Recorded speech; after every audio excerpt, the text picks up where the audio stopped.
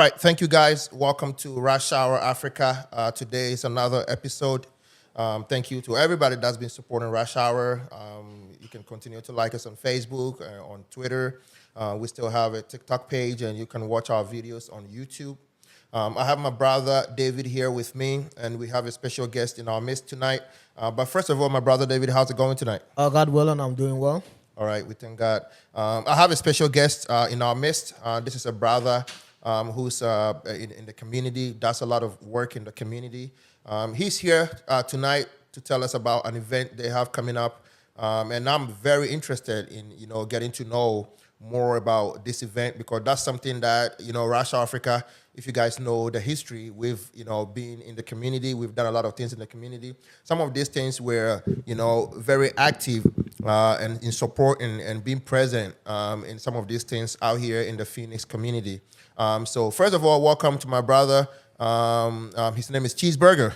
Welcome, Yeah. Welcome, sir. Hey, man, thank you for having me, man. Appreciate you guys having me on. All right, for sure. So we had a conversation where you talked about an event you guys have coming up, which is Diaspora Day, Phoenix.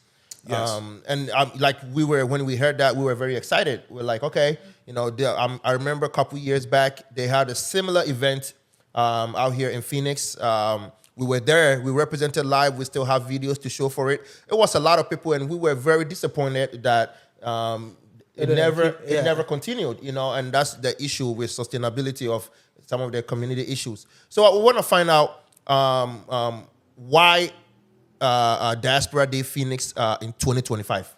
Yeah, so, and I really appreciate you bringing up that point about, just the pause, if you will, because if there's one thing about festival or events is that every year they typically get better because we learn from whatever shortcomings or we develop new relationships that we didn't have the year prior.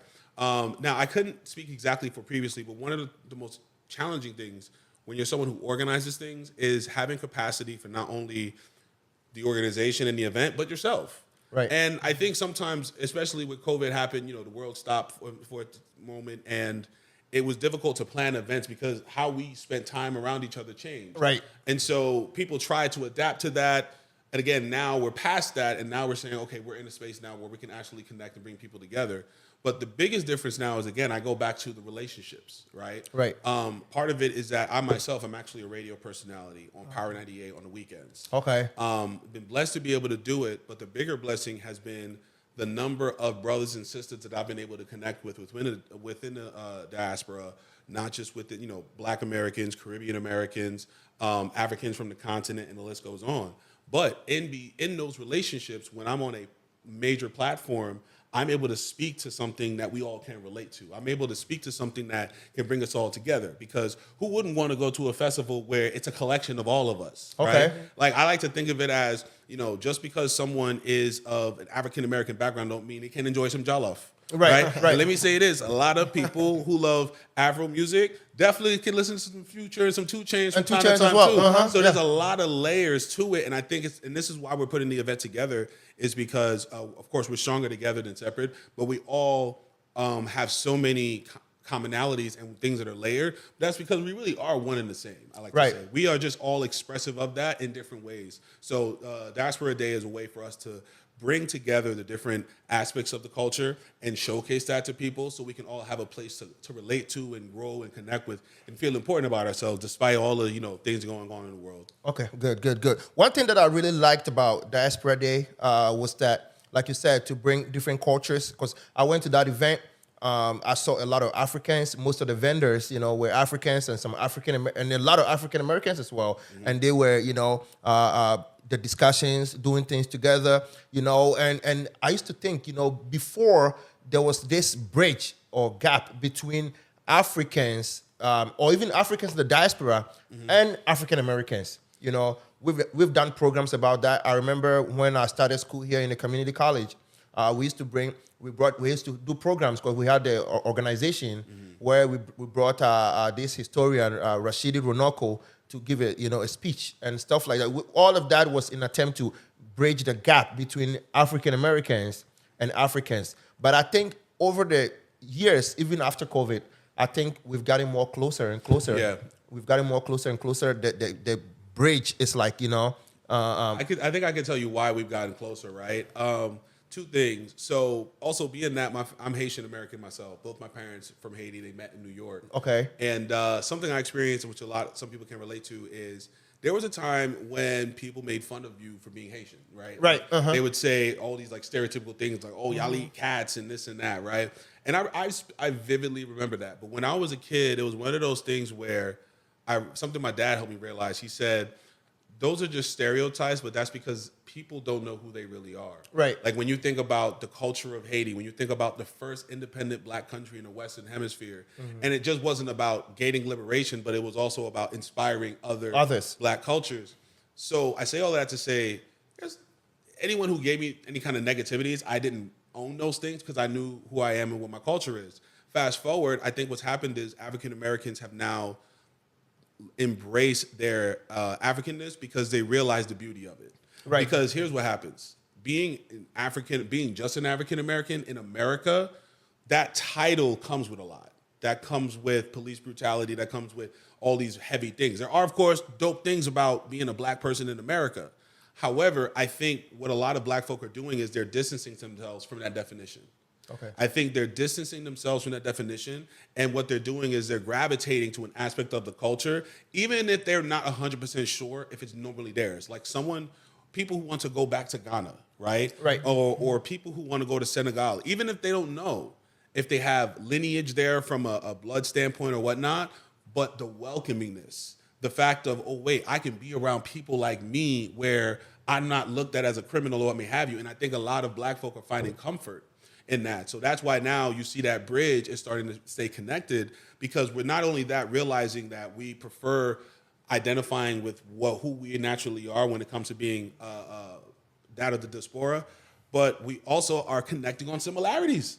True. The fashion, the food, the music, right? So And I think people came to realize that more with the COVID, when people were, the lockdown, TikTok, social media, and now people got to know that, whatever that we're doing here, because at first people didn't really know what's going on in some of these places. Yeah.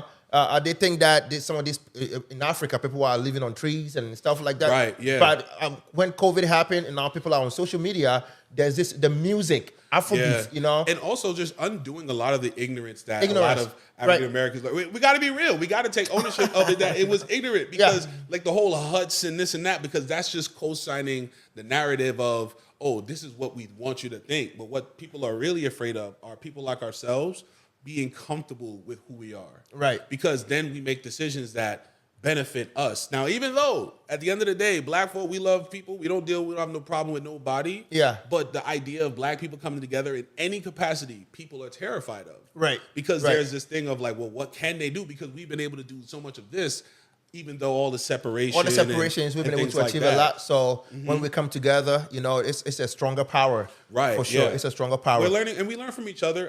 Absolutely. Not just as much as we learn, when we connect with the culture, because my thing is, I think there's a big conception just even with music throughout the continent. I know a lot of people say Afro beats, right? Yeah. Which actually isn't a genre, but that also kind of speaks to our misunderstanding of understanding the music, because we can hear 3 different genres of some music from the continent and not know. But not know which one is. So they put it all in that category. Right. Afrobeat. Yeah, but there's high life. There is all this, from different parts of Africa. So let's talk about the Diaspora Day.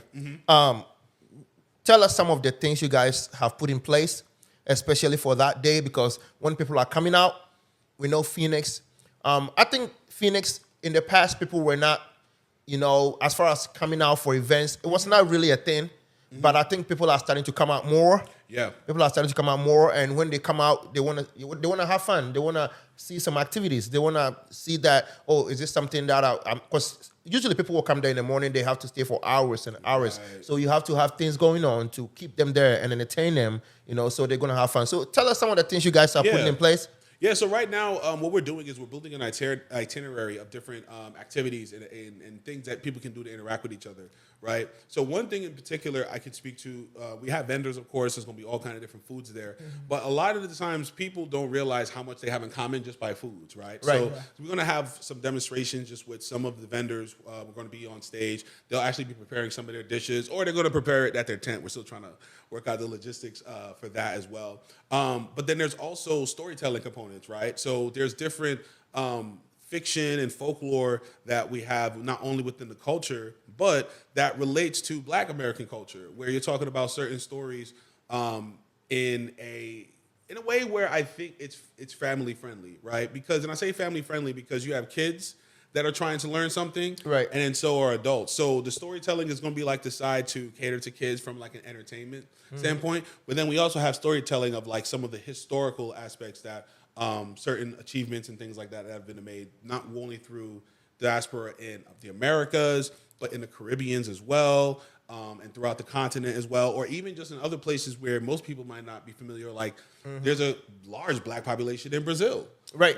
Yeah. So the purpose for all of these things is to expose people to something that they have seen or felt before, but just had to find it a different way. Right.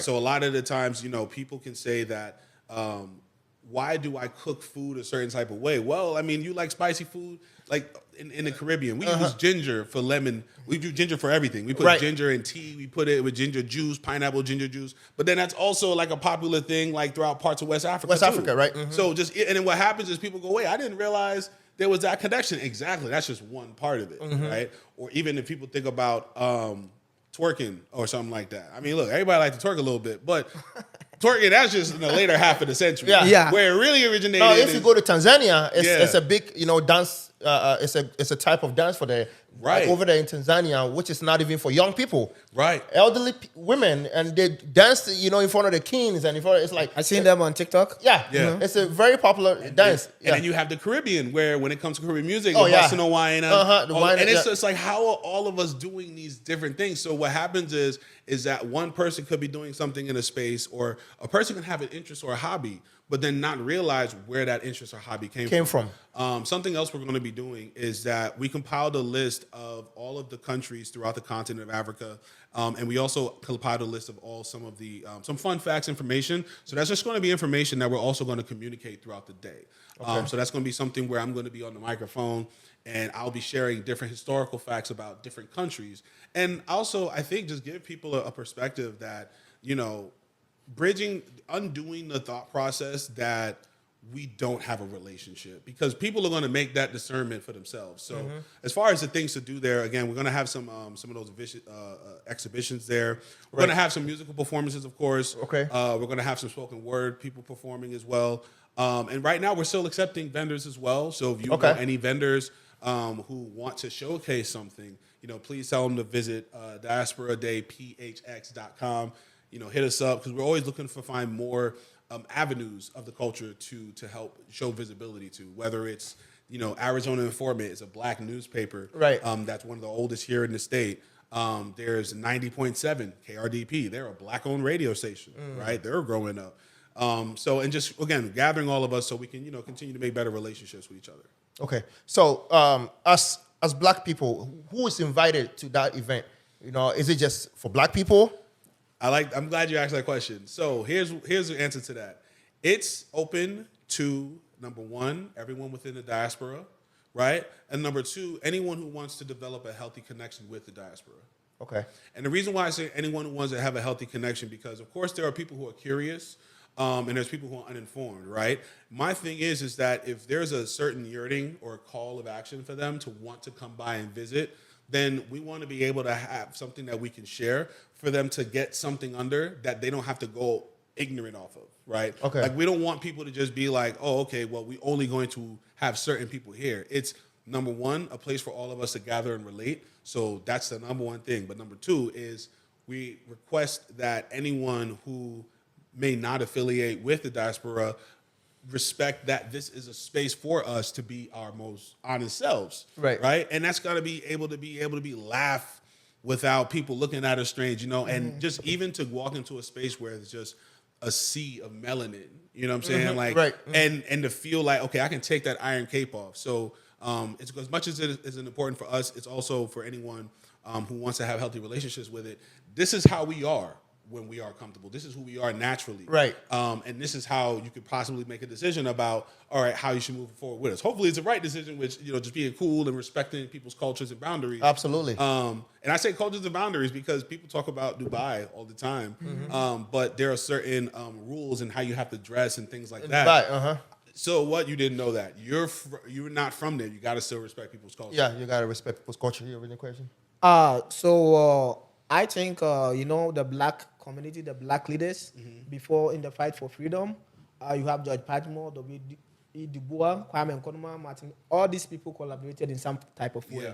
But I like how it's going now. Now it's transforming. It's community, Yeah. like this Diaspora Day Phoenix guys trying to bring up. Now it's not just for advocacy, but it's community. Yeah. As people, the times now we have to bond. So Yeah. I like what's going on. Can we include everybody? People love the black culture, the African culture. When you say can we include everybody, what do you mean? Yeah. Can Like people that are not even black. no, that's just I mean Yeah, they have yeah. to have the intention to Yeah, want to they develop have a to healthy have- relationship, right? Yes. The- And the key word is develop because, again, like you said, there's going to be people who are not black that are going to want to be there. Right. And then they think that they're going to go there and it's like something they saw from a fantasy movie somewhere or some kind of or some kind of extreme. And it's going to be this. Don't come with any preconceived notions. Right. Just Stereotypes. and arrive stuff like with that. an open mind and respect, right? And patience, right? Because a lot of the times we can get frustrated when we don't understand something. But again, the reason I say that is because one of my favorite sayings, you get more bees with honey than flies with BS, Okay. right? If you want to relate with someone well, it's better that you relate to them in a way in which you can accommodate and respect them rather than impose yourself or impose your will on them. On them, Because yeah. we both come from different worlds. So I go back to that to say, even for people who are not black that want to come by to this, right? Come by, experience it, right? Have conversations, make connections with things. If you're unsure on something, sure, be unsure, but there has to be a way in which you do it respectfully, right? And there also has to be a way where you got to be here for genuine reasons. Now, I'm not saying I'm going to know how to police that, but just understand if you are there for anything other than anything positive, we have security for that. Okay. When is this event happening? It's happening March 29th. March 29th. Indian Park, March 29th. And for more info, you can go to diasporadayphx.com to get more information on that. It's something else just to mention about it is that, I grew up in New York and I grew up around all kind of Caribbeans, people from Latin America, and the list goes on. And be honest with you, I was fascinated by just Black American culture from like West Coast culture, right? The Midwest, especially now since I've been here in the Valley. And the reason I say fascinated is because we all have different things. Here's the funniest thing. You ever go to a party and after you're done, some reason you just want to be outside and stand around and just hang out. And just hang out, right? Or sometimes there's a spot that you go to where everybody kind of vibes because that isn't by coincidence. I think that's something that we do as a culture because we all enjoy collectively being around each other. Right. Now, that's just the music side, but sometimes we just need to stand around and just absorb each other's energy, right? You go to a party on the West Coast, they doing that at somebody's house party or a vibe like that. You go to the Midwest, they do roller skating rinks, you know what I'm saying? Things like that. The East Coast, there's a different way. And I was fascinated. I'm like, yo, we're all not even in the same area. We have thousands of miles that separate us, but we all have such powerful similarities. So that's something that I admire just about it because, it's like finding a long lost relative, man. And, and that's really what it is. Sometimes you find immense joy in connecting with another brother or sister because it could have been in a previous life or what may have you. We had some kind of love for each other. We all have love for each other. Love for each other, absolutely. Diaspora Day is a day where it's meant to be therapeutic. Okay. It's meant to be familiar. Like, example, information travels slow. There's a brother or sister right now that's struggling with keeping their hair moisturized in Arizona. But you know what? You come to Diaspora Day and you could find a vendor who's going to have some products or something that's going to work for you. Right. Who else better? Like, you go to Walmart. Of course, Walmart don't have products for us. Yeah, they don't. Yeah. Matter of fact, they got an area they call the ethnic area. Right? Well, I ain't shopping at Walmart no more because they ain't with the boys, so we already going to get that out the way. But I would say though, but that's the thing. Or, there's girls who grew up not thinking that their hair was beautiful, and that would get perms all the time, and stuff like that. And there's probably and you know what? There's grown women to this day who probably still perm their hair and don't know how to take care of their hair. Right. But you know what? And this isn't to be funny, but it's like coming to Diaspora Day and connecting with another sister who she doesn't even need to be a full stylist who can do. It's so many sisters out here be like, girl, I got you. Let me show you how I. Yeah. It's always like that. You know what I'm saying? And the same thing goes for the fellas, right? Look, guys, we could go outside and like the same barbecue sauce to be best friends. Yeah. Yeah. You know what I'm saying? Yeah. So, but also I think all of those things just help us function better. I think all of those things also helps us think a lot more clearly because we realize that our decisions don't influence just us and our families. Okay. But it influences families and people who look like us. Okay. And I think also what helps bridge the gap together is we are all, I guess, relating in different forms of pain. I know that on some occasions where there's issues happening in Nigeria or certain things like that, you will see Black Americans and other people of the diaspora who are behind and say, yo, this is wrong. And the thing is, we may not always be as informed, but you know what? We trust our brothers and sisters. And more importantly, again, we do not want to see them suffering or hurt in any kind of way. So we'll show up, in any way or form. And a big portion of that is information, the internet. And in some cases, it's like there's people who will act as intermediaries, to help exchange information if we can. But I say all of that because that all starts with caring about each other. So I think, having more days and more events where we can come together with each other, where it's not predicated on, just spending money. You know what I'm saying? Right. It's really just about like a family. And this is a free event. Free event. Free event. Okay. Yeah. Free event. Outside, still Indian School Park, and you said more information. Yeah. Diaspora Day Phoenix. Yeah, Diaspora Day PHX. You got Okay. PHX. Diaspora Day PHX.com. Okay. Get more information. And is this going to be like an annual event, or is it just a one-time thing? This is going to be annual. We're working on making this annual. Okay. It's going to get bigger every year. Eventually, something that we're looking to do is financial literacy workshops. Okay. That's something where we want to have a few people just speaking on the importance of not just saving money, but understanding things like credit, exploring other avenues of making money on the side, aside from your regular 9 to 5. Because look, it's all important and good to be able to stand on your 2 feet, but what other benefit can you give to another brother or sister than to fend for themselves? Right. Teach a man how to fish. So that's what that financial literacy part is going to be about. That's a workshop series we're planning to put together. We're also looking to put together a job fair. Okay. Well. And it's one of those things where there's so many of us that have relationships with jobs being open and things like that. I could apply for a job and I'm hesitant. When they ask for your background, I'm like, should I put not answer or because I don't know DEI nowadays. DEI nowadays, a lot of times I do not select anything. No answer. Yeah. But having a job fair, even if it helps 1 or 2 people, means hey, my job is hiring X, Y, and Z. Pull up. So that's something that we're also going to be pulling up because the more that Diaspora Day is going to grow, that's going to be put on how much people take away from it. Okay. People have to take away something from it, and the takeaway should be an experience. The takeaway should be a new connection, a new friendship. Okay. The takeaway should be finding a new product or a new business that benefits them that they didn't know before, that can give them something that they're looking for. So that's going to be the biggest takeaway. And then once that happens, then we can start going down the other paths, whether, like I mentioned, the financial literacy, right. And, doing some of those other things. Hey, all my Africans here in Phoenix, Diaspora Day is an awesome event. Everybody should make it a point to be there. I know a few vendors that we can recommend for you guys, especially it's the tax season. One of our sponsors, Sun Valley Taxes. I'm sure they would want to set up a table over there, so they can get some of the brothers. You go over there, you see people, who, you get customers, even for businesses, right? Yeah. That's a good way to get customers, to meet new people, to bring them to your business. So Diaspora Day is an awesome event that, Russia Africa will fully represent on the Diaspora Day. Let me ask you this last question before Olivia. This will be a little off topic. What did you think of Kendrick Lamar's performance at the Super Bowl? Kendrick Lamar's performance. I really enjoyed it because I knew it was going to make a lot of white people mad. Okay. And the reason I say that is because Because he's getting a lot of backlash. To be Yeah. honest with you, not just from white people, even from a lot of Yeah, from the culture, some From the people- culture, some people are like, okay, we don't even know what's going on here. Yeah, and it's one of those things where the reason why I enjoyed it is because it made people double think. You know what I'm saying? Like it made people question themselves because they go, all right, what did I see? And maybe it's up to them if they want to take a look into it.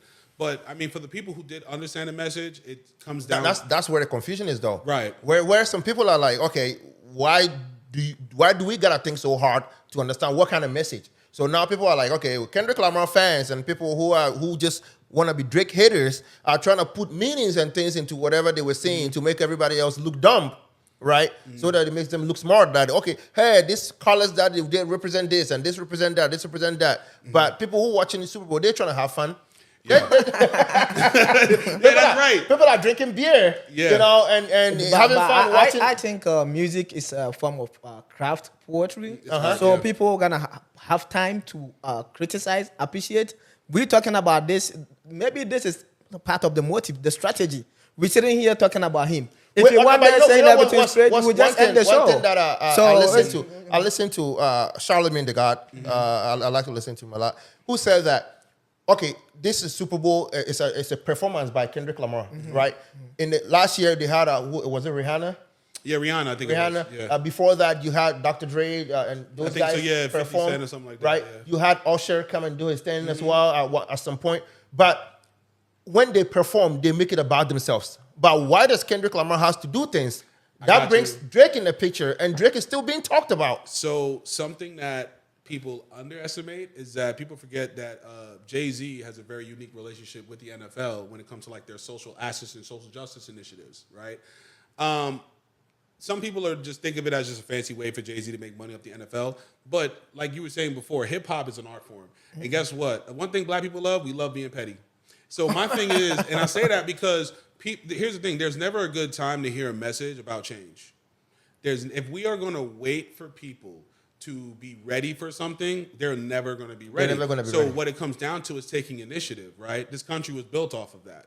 And what I mean by that is taking initiative, well, in a negative way, because they stole from a whole bunch of people. But I say initiative in that Kendrick did it because he wasn't afraid of the backlash. He don't mind being disliked, but it is doing exactly what it's doing is prompting a conversation. Yep. Now, granted, it's a conversation that people may not know, but it's a reality that can't be escaped because even for those who watch the NFL, it's 75% black. So guess Right. what? This is what you're going to get. You think so? I know so. 75% black. Well, what I mean by that I don't is- think there will be that much investment No, of here's the money thing. in it if the people who watch the NFL is Here- 75% here's black. what's going to happen. The NFL, anyone can watch the NFL. But when it But comes talk to about the the players, athletes? Oh, the players, yeah, yeah. the I agree, athletes, I agree. it's 70% black. Oh, So I here's agree. what's going to happen. There is no way that hip hop or someone like Kendrick will not be involved because guess what? Your staff members are all involved with it. Now, granted, they're doing it just for entertainment purposes, but at the same time, all right, the NFL at any point could have not said whatever to let Kendrick perform. They could have, right? Right. But in the event of it happened already, right? Is another show like that going to happen? We don't know, but we just got to be present. Okay. Kendrick did what he believed made sense at the time, and that's a spark of conversation. Okay. And my thing is, again, these things they're supposed to be uncomfortable. It's Kendrick supposed Lamar to or be. Drake? Okay, here's the thing. I'm Drake. Okay. And the reason why I'm gonna say this because there's a lot of like Drake has a unique relationship with dancehall music. So Okay. like, Even Vibes Cartel said it. Yeah, Vibes Cartel. You know what I'm Yeah, saying? And said it's it, yeah. just and the reason why I like Drake is because I think he inserts well into genres outside of hip hop. Like Yeah. Drake, don't be surprised you hear him on a soca song or something. Right, like right, that. right. He's yeah. But I'd say Drake just because I like his. No, I his- like Drake. I like Drake too. To be Yeah. honest with you, I'm a big Drake fan. And I can say that. I can think sit here- he's done a lot for the culture. Yeah. And I just don't like how people are treating him nowadays. Well, I don't think this is business is competition. You know, Yeah. Kendrick Drake's been on top since I came to the States. so if this is a chance for him to prove himself, Yeah. let him do it to the most. And then he's been strategic. I applaud his team. He was just gonna perform and people were just gonna sit at the house, nobody talk about him. He's not gonna pay us. We are here talking about him. That's the strategy. Me, I'm on the business side and I applaud him. I don't understand hip hop that much, so I don't know the choices. But Drake has been on top since I've been in the States. Yeah, if Kendrick Lamar has a spot now, you want him to sing quiet and go sit home. That's not a good strategy. That's a losing mentality. So I like what they did. And the next time if you got a chance, you should do better than this one. All right. So that people generate talkability. The world is social media world now. Controversy. You need to generate controversy. Controversy is always going to sell. It's going to sell, yeah. And I mean, but here's the thing. First off, J. Cole backed out. A lot of people don't remember. Yeah. J. Cole, see, the thing is in hip hop, one of the ways to distinguish yourselves is competition. Yeah. And typically that is when you create art against someone else. That's how I'll put it. Yeah. But it's just also, you have to consider that who the person is their art as well. So that's why Kendrick was saying some of the things about Drake and, A minor and all of that stuff, because, I didn't think he needed to perform that song at the Super Bowl. Yeah, because Kendrick has a catalog of so many songs. He's been there. That he could have performed. Well, you should always use your best show. You make a great show, but you make a performance that even if we're talking about it 10 years, 20 years from today, Drake is always going to be in that conversation. Meanwhile, Drake did not perform. Yeah, I think that's silly. And also, if we're being honest, I'm starting to think that the song is starting to get lost in the ethos of, it's that song that this is Drake, right? Right. It's right now Kendrick is it. Kendrick's going to be that for however long. But when Drake gets back up and running, he just released a new album. Oh, he did? Yeah. Oh, yeah. We're Partners Door. Yeah, with PND. Oh, yeah, that's right. It's sitting number 1 right now. Oh, okay. I got to go listen to that. Kendrick used his best weapon. And if you have a best weapon to use against your opponent, when again? Because performing at the Super Bowl is supposed to be like something, it's a one-time thing. I don't think there's been any person that's performed twice at the Super Bowl. Yeah. Right? It's a one-time thing that is going to create history and you make that memory. Why would you be having someone's name, right, in your performance? Nobody has ever done it. I think it's stupid to have a performance that nobody's talking about. None of the other songs that Kendrick sang at the Super Bowl. If I'm going to compare, there's no other song. Biggie and Pac, the best diss track song is Hit Them Up.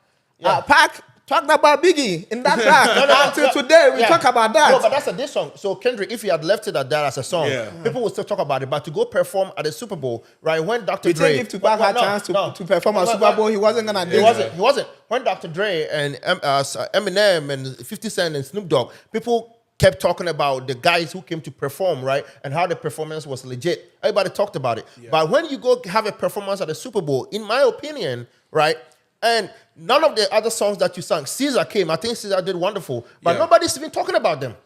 Nobody's talking about Caesar. All that everybody's talking about is Serena Williams, who came dancing the crip walk, right?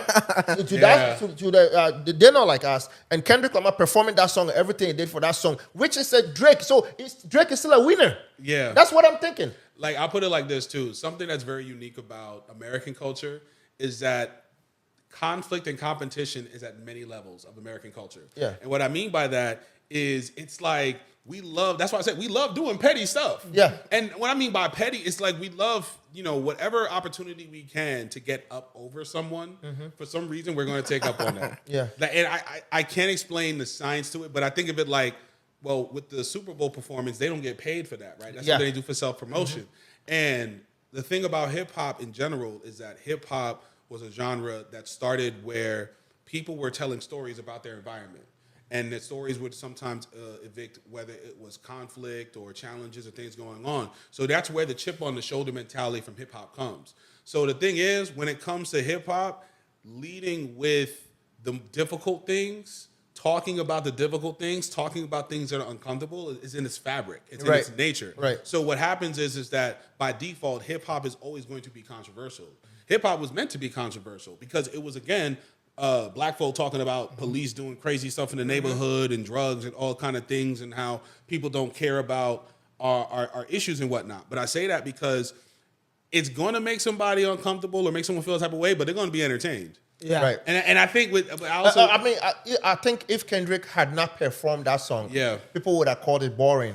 that whole performance. And that's kind The beef was dying, and when the beef died, Kendrick could go down. No, but Drake so is on the tour. moment You know they Drake is on mention tour it, right he now. mentions he doesn't care. Drake is on tour. Now and that he's selling arenas because he people can want to sell, hear what he wants. but now he brings the beef back. Yeah. He's still gonna. Then people recognize, oh, he won the beef, Yeah. and he's gonna be on I top. think the system is against Drake.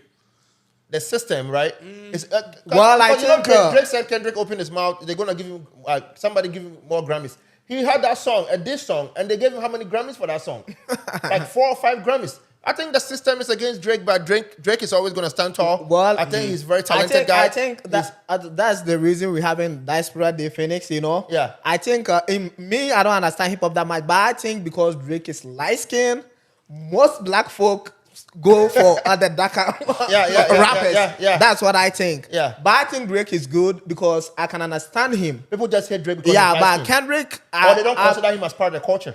so there's a They lot of consider division Drake in as an the outsider, black right? in the Something black I can- community. They So consider something Drake as an that- outsider. Yeah. Yeah. So I think, and I think here's the thing though: what Drake and Kendrick represent are really two conflicting sides of hip hop in general. Kendrick comes from, I like to say, the old guard or an older cloth of like MCing.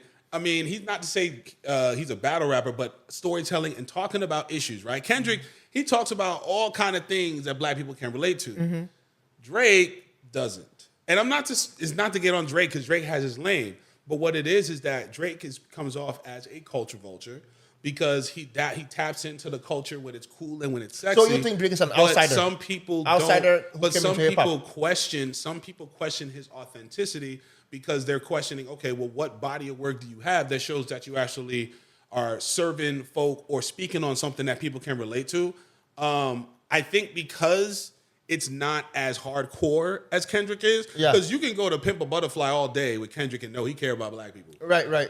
Drake, yeah, your girlfriend broke up with you for the 15th time. We get it, right? Yeah. I don't know how many more ops he needs. But I think Drake also represents the newer guard of hip hop. Yeah. Where it's very expressive, it's very creative. Because one thing somebody said that if you go to a hip hop concert or one of those festivals, you actually see a lot more white people there than even black people. Some of these festivals of the what is some of these festivals like hip hop festivals, hip hop festivals that you know, it's not just black people that you're seeing over there. Yeah. Right.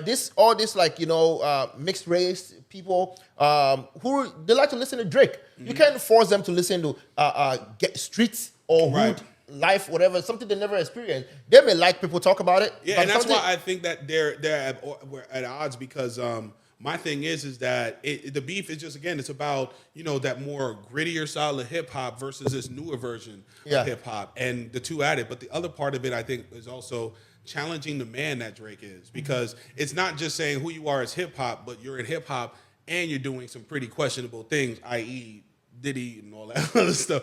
But nobody talked about it. Anyways, this is all about Diaspora Day. Diaspora Day, PHS. So you see, that's why you need to be at Diaspora Day.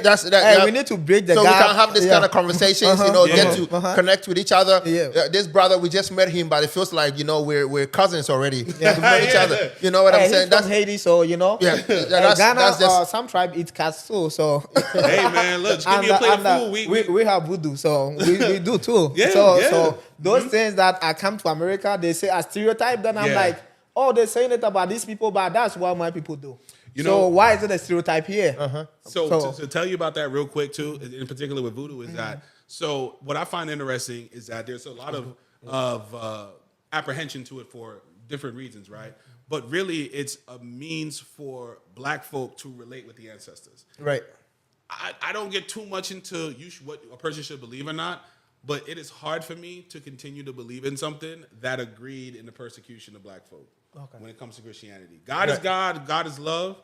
I get that, but for the stuff that's happened and the things that are condoned in, you know, certain types of religion, plus it's hard for me to relate because I don't see myself in it.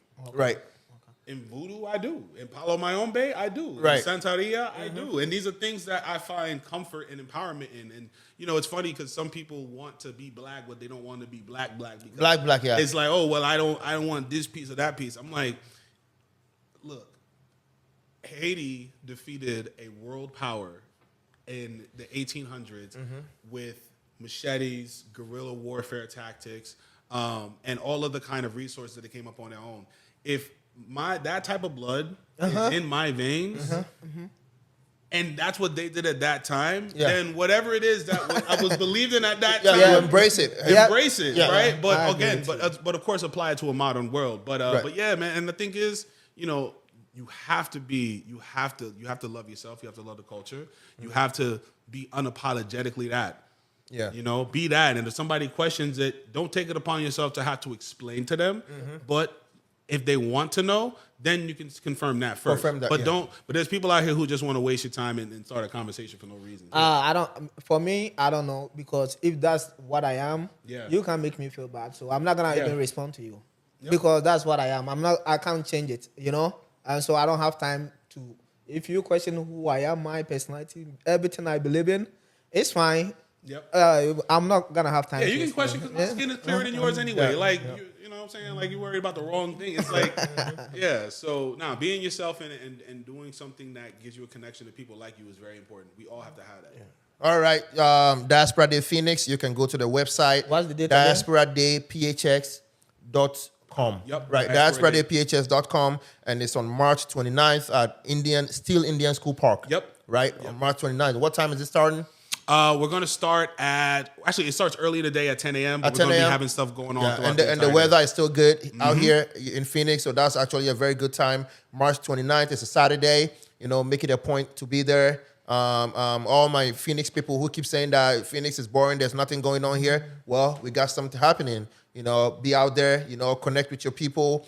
Taste some of the food. They used to have the last time they had the event. It was awesome. We still have some of the videos. It was breathtaking. They had a lot of vendors. You know, all this kente African stuff that you can see. They had people who were showcasing things like, you know, cream and lotion and some of the things, very traditional things, you know, or alternate medicine that you can use and not just depend on. You have people there doing that. So we're talking about 7 years down the line. So I'm sure there's more improvement. There's more things that people, you know, we're bringing out there to showcase. And if you have anything that you like people to know, there are a lot of people who are doing things and they're sitting in the comfort of their home. People don't even know what they're doing. That'll be a time to be there to showcase what you're doing, showcase your skills, showcase your talent, you know, and things that you know how to do, and to connect with your people so you can get people to like and support your product. Thank you guys for watching. We thank this brother for coming to Rush Hour Africa tonight. Continue to support us. Continue to like our YouTube and like our Facebook page. Peace out.